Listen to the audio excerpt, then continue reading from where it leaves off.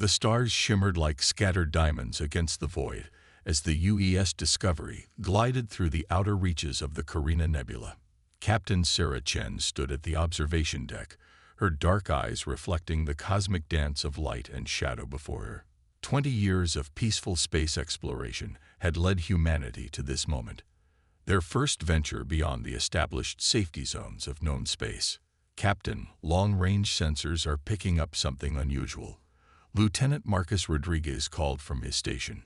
His fingers danced across the holographic interface as he refined the readings. It appears to be artificial in nature, but unlike anything in our database. Chen nodded, maintaining her characteristic calm. The Discovery was Earth's premier research vessel, equipped with the most advanced scanning technology humanity had developed. If something was out there, they would find it. Send a probe.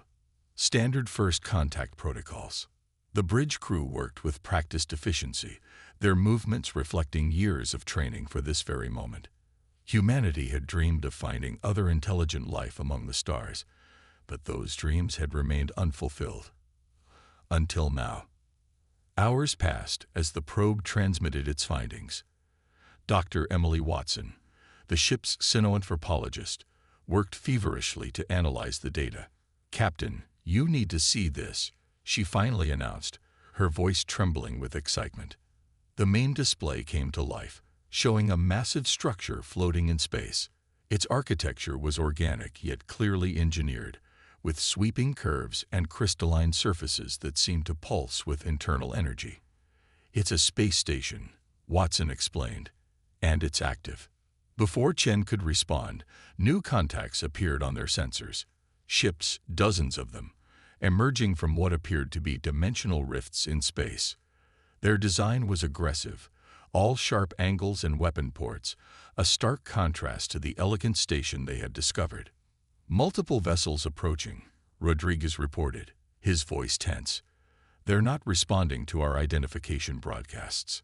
Chen straightened her uniform. "Maintain our position. Continue broadcasting peaceful intentions on all frequencies. Remember our training, people." The incoming ships surrounded the station in a complex formation that spoke of military precision. Suddenly, energy readings spiked across their sensors. "Captain," Rodriguez shouted, "they're opening fire," on the station. The elegant structure erupted in a series of explosions, its crystalline surface shattering like broken glass. Debris scattered across space as the attacking fleet methodically reduced the station to rubble. "Emergency broadcast detected," Communications Officer Yuki Tanaka announced, her fingers flying across her console. "It's coming from the station." Translating now. A desperate voice filled the bridge, speaking in a language that their computers struggled to decode. But the meaning was clear. This was a cry for help. "Multiple life signs detected in escape pods," Rodriguez added. "The station's inhabitants are trying to flee." Chen watched in horror as the attacking ships began targeting the escape pods. This wasn't just an attack, it was an extermination. "Send an emergency broadcast to Earth Command," she ordered, "and prepare to receive survivors." "Captain," Tanaka interrupted, "we're being hailed by the attacking fleet." A harsh voice filled the bridge, speaking perfect English. "This is High Commander Vex of the Meridian Empire. You have witnessed illegal execution of criminals against our regime. Depart immediately or be considered hostile." Chen's expression hardened. 2 decades of peaceful exploration had taught humanity many things, including when to stand their ground. "This is Captain Sarah Chen of the Earth vessel Discovery. We are receiving escape pods with survivors. By galactic law and human principles, we cannot and will not abandon them." "Then you have made your choice," Vex responded. 3 Meridian warships broke formation, turning their weapons toward the Discovery. Chen touched her command console, activating the secure channel to Earth. "Command, this is Discovery. First contact scenario has gone hostile. Requesting implementation of Protocol Omega." The response was immediate. "Protocol Omega authorized. Captain, show them what we've been hiding." A small smile crossed Chen's face as she gave the order. Initiate quantum shield. Deploy defensive arrays. The bridge crew watched in amazement as hidden panels across the Discovery's hull slid open, revealing technology that humanity had kept secret for decades. They had hoped to never need these weapons, these defenses, but they had never been naive enough to explore space without them. As the Meridian ships opened fire, their energy weapons splashed harmlessly against the Discovery's quantum shield, a defense system that technically shouldn't have been possible according to known physics. The research vessel's innocent appearance melted away, revealing its true nature as humanity's first line of defense. Target their weapons only, Chen ordered. Let's show the Meridian Empire that humanity isn't as helpless as they think. The Discovery's hidden weapons powered up, preparing to teach the galaxy's newest bullies a lesson about underestimating Earth's children. Humanity had come in peace, but they had prepared for war. And now the Meridians would learn why that had been a wise decision. As the battle began, Chen couldn't help but think that this wasn't how first contact was supposed to go. But if the galaxy wasn't ready for peace, then humanity would show them why they should have chosen it. The Meridian warships hung motionless in space, their weapons rendered useless against the Discovery's quantum shields. Inside Earth Command's Strategic Operations Center, Fleet Admiral David Patel watched the confrontation unfold through real-time quantum entanglement feeds. Around him, the crystalline displays showed similar scenes playing out across the galaxy as humanity's hidden defense network activated. "Status of the Ghost Fleet?" he asked, his voice steady despite the weight of the moment. Colonel Maya Winters, head of special projects, stepped forward. Her silver-streaked hair reflected the blue glow of the tactical displays. "All ships reporting ready, Admiral. The Phantom Grid is operational, and our dimensional anchors are in position." For 30 years, humanity had maintained two separate space programs. The public face was one of peaceful exploration and scientific discovery. But beneath that facade, they had built something unprecedented, a defense network that spanned the entire galaxy, hidden in dimensional pockets that no known technology could detect. "The Meridians are launching a second wave," reported Captain James Wong from his tactical station. 15 capital ships, emerging from hyperspace. Patel nodded. "Show me the Architect's simulation." The central hologram shifted, displaying a complex web of probability matrices. The Architect was humanity's greatest secret, an artificial intelligence that operated on quantum principles, capable of processing combat scenarios across multiple dimensional planes simultaneously. It had been predicting this moment for years. "They're following the exact pattern the Architect predicted," Winters observed. "Aggressive expansion followed by overwhelming force. Classic empire-building behavior. And like every empire before them," Paddle replied. "They're about to learn why that strategy failed." He opened a secure channel to the Discovery. "Captain Chen, you are authorized to demonstrate our Phase 1 capabilities. Show them what humanity has been preparing for." Aboard the Discovery, Chen received the authorization with grim satisfaction. "Deploy the ghost drones," she ordered. From seemingly empty space around the Discovery, hundreds of small crystalline objects materialized. These were quantum lock drones, existing partially in another dimension until activated. The Meridian ship's sensors couldn't detect them until it was too late. The drones swarmed through the enemy fleet, passing through their shields as if they didn't exist. Rather than attacking, they began transmitting data. Detailed scans of every system, every weakness, every flaw in the Meridian ship's design. "Interesting," Dr. Watson commented, analyzing the incoming data. "Their technology is impressive, but it's predictable, like they stopped innovating centuries ago." High Commander Vex's voice crackled over the comm again, but this time there was an edge of uncertainty in his tone. "What sorcery is this? Your vessel was registered as a research ship." "We are a research ship," Chen responded calmly. "We're just not limited to researching what you expect." She nodded to Rodriguez. "Show them why humanity chose to hide our true capabilities." The Discovery's hull began to shimmer as its quantum metamaterial coating activated. The ship seemed to split into multiple versions of itself, each one existing in a slightly different dimensional phase. To the Meridian fleet, it would appear as if they were facing dozens of vessels instead of one. In the Strategic Operations Center, Patel watched the Meridian's confusion with satisfaction. Deploy the Ghost Fleet. Let's show them what they're really dealing with. / Across the galaxy, dimensional pockets began to open. Humanity's true military force emerged, ships that had been hiding in plain sight for decades. They appeared near every major Meridian military installation, every fleet concentration, every supposedly secret base. The Ghost Fleet vessels were unlike anything the galaxy had seen. Their hulls were composed of quantum crystalline alloys that could shift between dimensions at will. Their weapons were based on principles that most species believed were theoretical, but most importantly, they represented humanity's philosophy of preservation through preparation. Signal from the Meridian command ship, Tanaka announced on the Discovery's bridge. They're requesting a ceasefire. Chen shared a knowing look with her crew.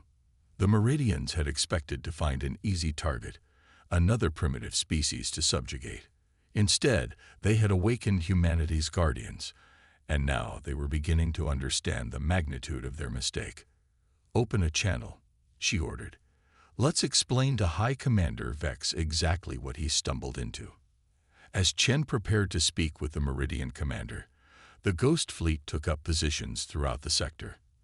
They moved with impossible precision, their formations creating complex geometric patterns that served both tactical and technological purposes. Each ship was connected to the others through quantum entanglement, allowing them to act as a single organism when needed. In the Strategic Operations Center, Colonel Winters pulled up a new set of data. The architect is already adapting its predictions based on their response patterns. It's fascinating. They genuinely believed they were the most advanced species in this sector of space. A common mistake, Patel replied.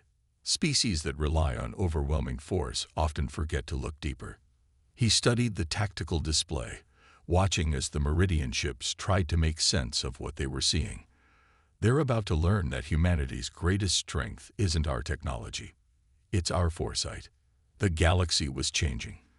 In the span of a few hours, the balance of power had shifted dramatically. But for humanity's silent guardians, this was just the beginning.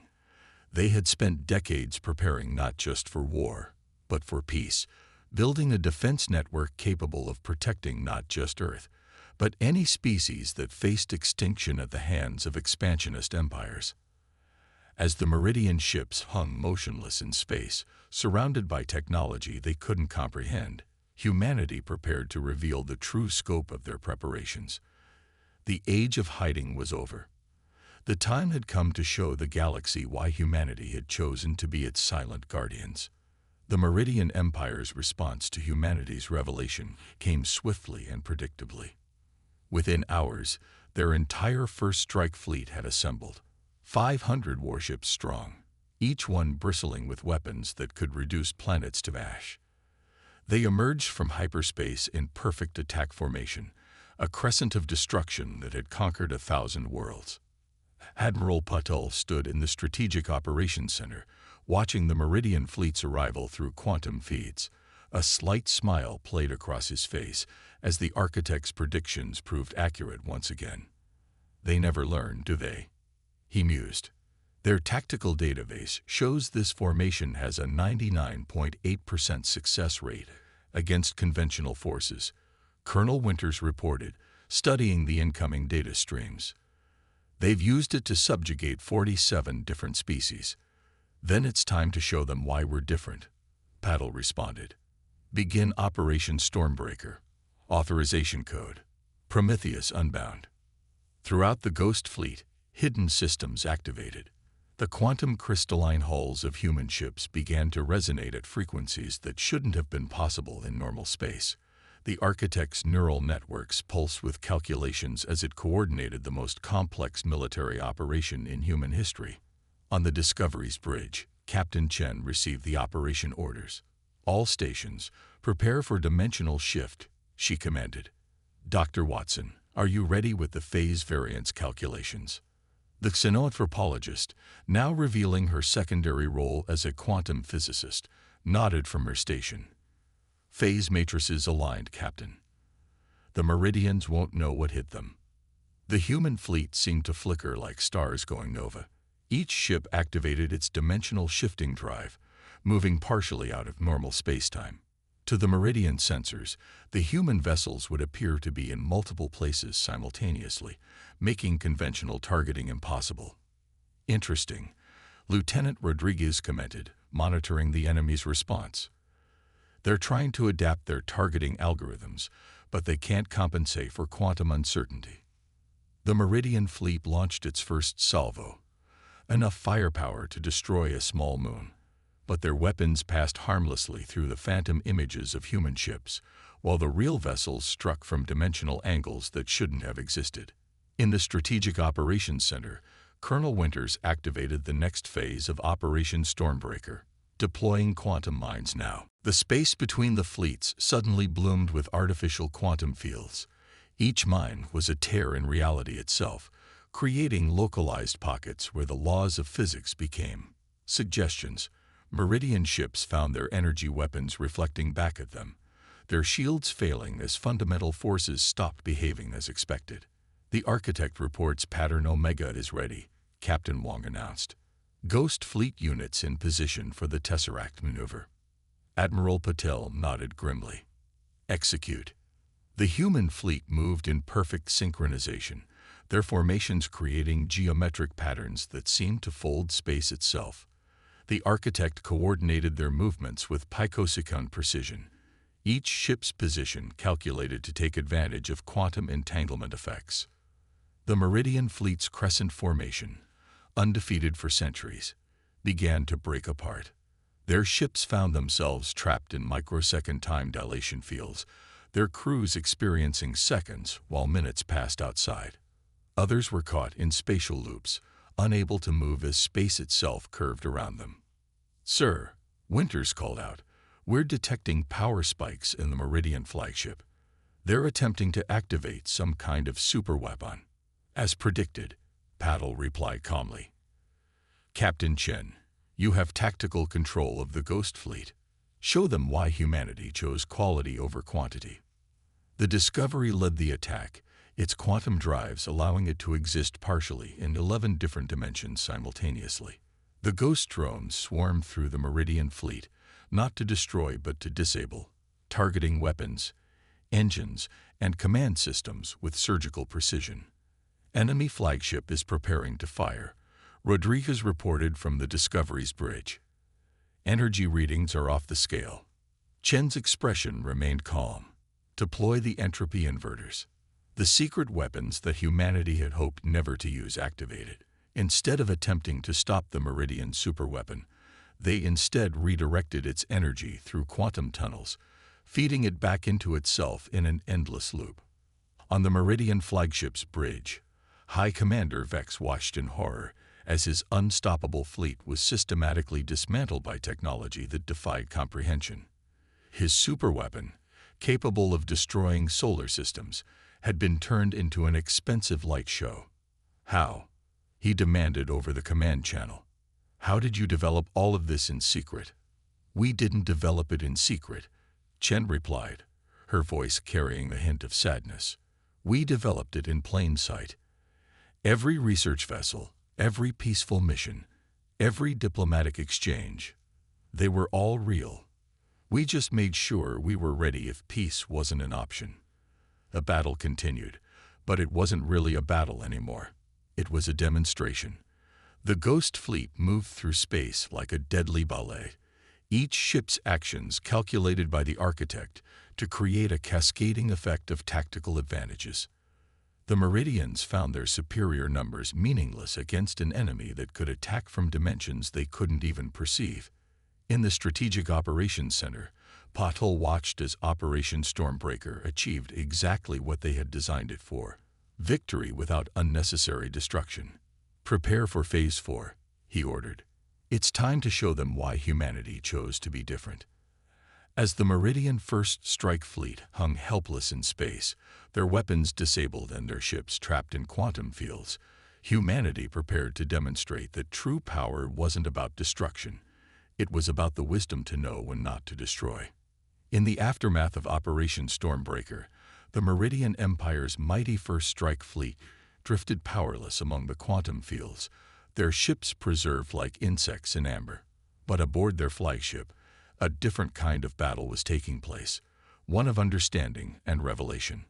High Commander Vex stood in his private chamber, watching ancient data streams scroll across his displays. His third hand, a symbol of his pure Meridian bloodline, trembled as he accessed restricted historical archives. "Impossible," he whispered, his scaled skin shifting colors with emotion. The door chimed, and Captain Chen entered, accompanied by Dr. Watson. The human officers had been invited aboard after Vex's unexpected request for a private meeting. Their quantum shields hummed softly, a reminder that trust was still a distant prospect. "You found something in your archives," Chen said. It wasn't a question. Vex turned, his ceremonial armor catching the light from nearby stars. "We were wrong," he admitted, his translator struggling to convey the complex harmonics of shame in his voice. "Not just about your species' capabilities, but about everything." Dr. Watson stepped forward, her xenoanthropologist's trained eye catching subtle signs in the commander's posture. "You've discovered the connection, haven't you?" The Meridian commander activated a holographic display, showing ancient star charts. 10,000 cycles ago, when our species was young, we faced extinction. A stellar anomaly was destroying our home system. According to our histories, we developed the technology to save ourselves through our own genius. "But that's not what really happened," Chen said softly. "No." Vex's scales rippled with emotion. "We were visited by travelers from another world. They gave us the knowledge we needed, helped us evacuate our dying worlds. Our ancestors recorded them as being like you, humans. In the Strategic Operations Center on Earth, Admiral Patel and Colonel Winters watched the exchange through quantum feeds. The architect predicted this," Winters noted. "Once they accessed their sealed archives, the truth would emerge." "Time travel," Patel mused. "Humanity's final resort in a future we're trying to prevent." Back on the Meridian flagship, Dr. Watson was examining the ancient records. "The technological foundation of your entire empire," she said, "it's based on principles we developed.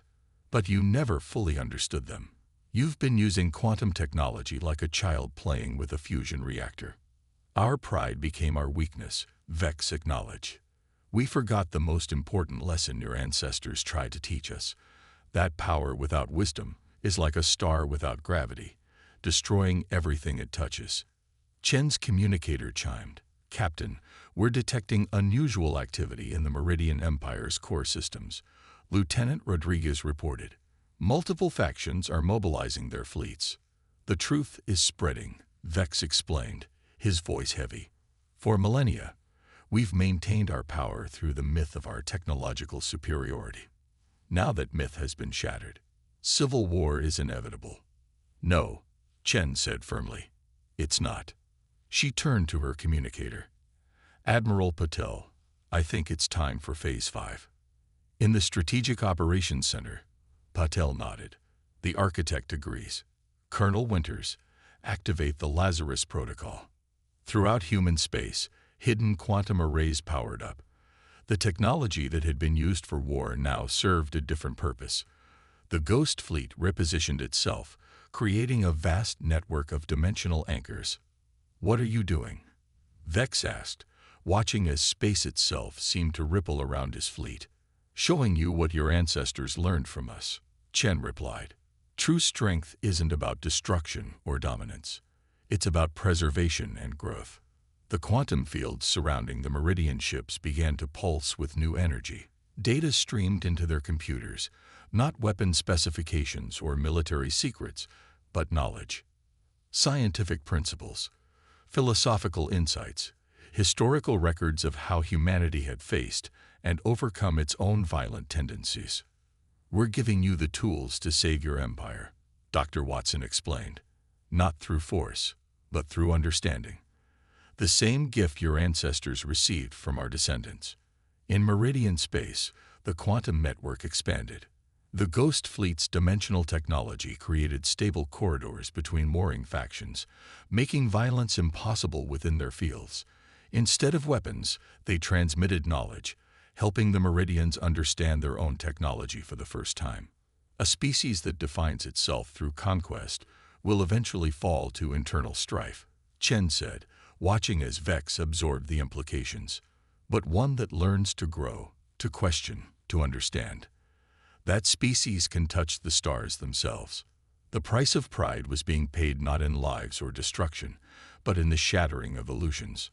The Meridian Empire faced a choice: continue their path of conquest and fade into history, or embrace change and join humanity in reaching for something greater. In the Strategic Operations Center, Patel watched as the architect's predictions continued to unfold. Every empire reaches this moment, he said quietly. The question is whether they learn from it. Aboard the flagship, Vex made his decision. He removed his ceremonial armor, letting it float in the zero gravity of his chamber. We accept your offer, he said, not as conquerors or conquered, but as students ready to learn. The galaxy was changing, but not through war or violence. The price of pride was being paid in wisdom, and the currency of power was shifting from destruction to understanding. Humanity had shown that true strength lay not in hidden weapons or secret fleets, but in the courage to offer an enemy the chance to become something more. 1 year after Operation Stormbreaker, the Great Hall of the newly established Galactic Concordat hummed with activity. Representatives from 100 species gathered on Earth, their ships hanging in orbit like a glittering constellation of cooperation. The Ghost Fleet vessels now served as guardians of peace. Admiral Patel stood at the observation window of the hall, watching as a Meridian diplomatic vessel docked alongside ships from formerly hostile species. Beside him, Colonel Winters reviewed the latest data from the architect. The predictions are holding steady, she reported. The quantum network has prevented 12 potential conflicts in the past month alone. Knowledge sharing between species has increased by 300%. And the Meridians? Patil asked, though he already knew the answer. Exceeding expectations. Once they understood the principles behind their own technology, their innovation rate skyrocketed. They're already proposing improvements to the quantum communication network. The main doors opened, and Captain Chen entered, accompanied by High Commander Vex, now Ambassador Vex of the Reformed Meridian Coalition. They had spent the past year working together, turning instruments of war into tools of progress. The last of the conversion projects is complete, Chen reported. The former Meridian war fleets have been rebuilt into research and exploration vessels. Their quantum drives now power scientific instruments instead of weapons. Vex's scales shimmered with pride, not the destructive pride of conquest, but the satisfaction of genuine achievement. Our people have discovered something remarkable in peace that we never found in war: purpose. Each day brings new discoveries, new understanding. The architect's primary interface illuminated, drawing their attention. Dr. Watson, now heading the Joint Human Meridian Quantum Research Division, manipulated the displays with practiced ease. We've confirmed it, she announced. The quantum signatures we detected in ancient Meridian artifacts match exactly with our current technology. The time loop is complete.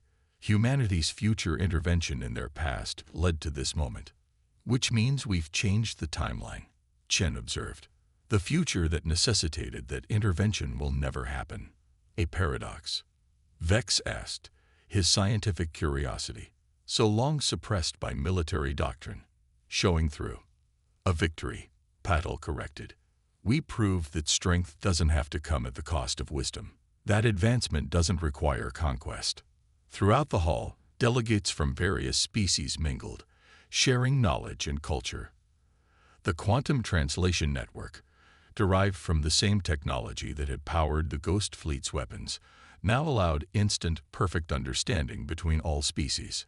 On massive displays, Live feeds showed similar scenes playing out across the galaxy. Former Meridian conquest fleets, now converted into exploration vessels, worked alongside ships from species they had once threatened. The quantum dimensional technology that had trapped their warships now powered networks of scientific outposts and cultural exchange centers. There's something poetic about it, Chen mused, watching a group of young Meridians eagerly discussing theoretical physics with human scientists. Their empire was built on borrowed knowledge they didn't understand. Now they're helping advance that same knowledge beyond what we thought possible. The architect's displays shifted, showing probability matrices stretching centuries into the future. The predictions were clear. This new era of cooperation and shared discovery would advance galactic civilization far beyond what any single species could have achieved alone. We still maintain the Ghost Fleet, Winters noted, and the quantum defenses. Of course, Peitel agreed. Peace through strength remains a valid strategy. But now everyone understands that true strength comes from wisdom, not weaponry. Ambassador Vex moved to address the assembled delegates. His voice, carried by the quantum network, reached every corner of the hall. A year ago, we thought we were the masters of the galaxy. We measured power in conquered worlds and subjugated species. Then humanity showed us a different kind of power, the strength to hold back, to choose peace when war was easier, to offer understanding to an enemy. The hall fell silent as he continued. Today, we sign the Galactic Concordat, not as victors and vanquished, but as equals. Together, we will reach for the stars not to conquer them, but to understand them. And in doing so, we honor those future humans who, in a timeline that will never come to pass, chose to save our ancestors. As the delegates rose to applaud, Chen shared a knowing look with her colleagues. The Ghost Fleet still patrolled the darkness between stars. Humanity's quantum technologies still stood ready to defend peace. But their greatest victory hadn't come from superior weapons or tactical brilliance. It had come from the wisdom to show an enemy a better path, the strength to offer mercy instead of destruction, and the understanding that true power lay not in the ability to take life, but in the choice to preserve it. In Earth orbit, the assembled ships of 100 species gleamed in the sunlight. Among them, the Discovery held position, its quantum crystalline hull refracting light in impossible ways. Once a hidden weapon, now a symbol of humanity's true strength, not the power to destroy, but the wisdom to create something greater from the ashes of conflict. The dawn of a new era had arrived, born not from the thunder of weapons, but from the quiet revelation that the greatest victories come not from defeating an enemy, but from transforming them into allies in the endless quest to understand the universe itself.